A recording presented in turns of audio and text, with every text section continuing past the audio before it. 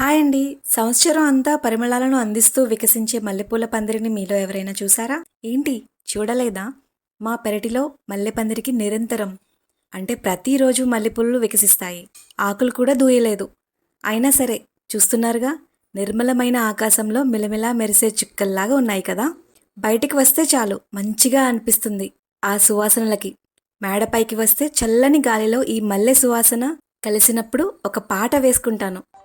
మల్లె పందిరి నీడలోన జాబిల్లి మంచమేసి ఉంచినాను జాబిల్లి మల్లె పందిరి నీడలోన జాబిల్లి మంచమేసి ఉంచినాను జాబిల్లి.